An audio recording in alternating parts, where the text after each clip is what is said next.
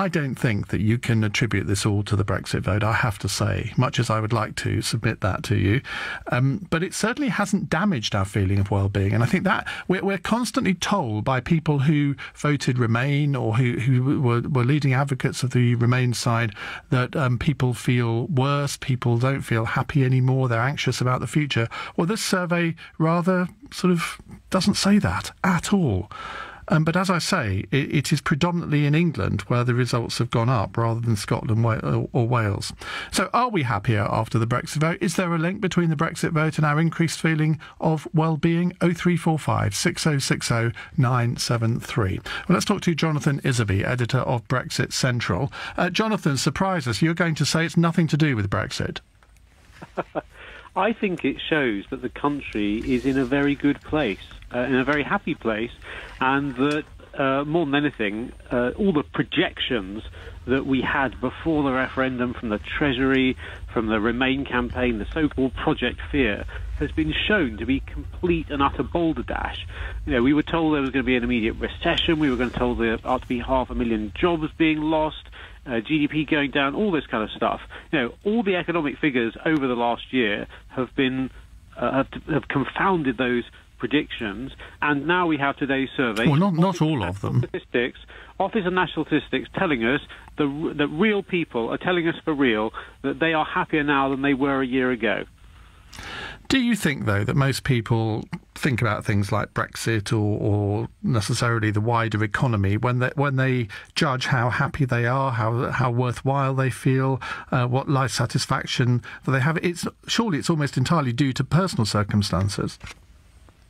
Oh, I think the overall economic background is going to hugely impact people's sense of economic security and so on in their own family life and so on, and people are clearly in a happier place than they were.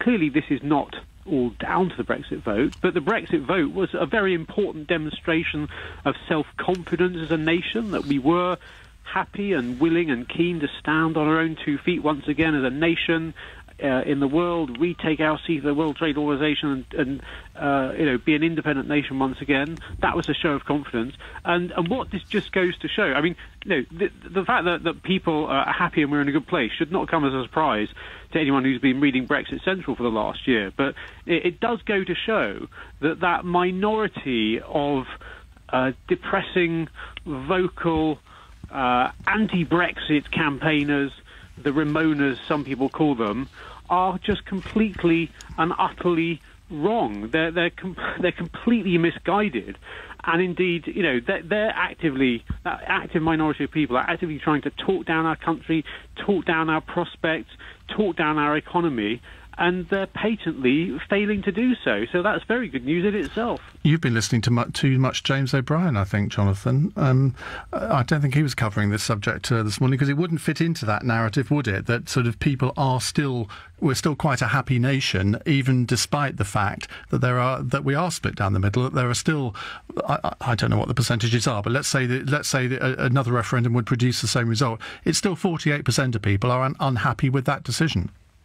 No, that's not true. YouGov polling throughout this year has consistently shown that 70% of the public want the government to get on with delivering Brexit. Indeed, the majority of people who voted Remain have consoled themselves that, that was the result. Government needs to get on and do it. It really is an increasingly small minority of people, but unfortunately who have a disproportionate voice in Parliament, in parts of the media, who actually put that message across. And I say, what you're seeing in these statistics today is that all the messages of doom and gloom haven't got through to the vast majority of British people, who are actually in a pretty happy place. OK, Jonathan, thank you. That's Jonathan Isaby from BrexitCentral.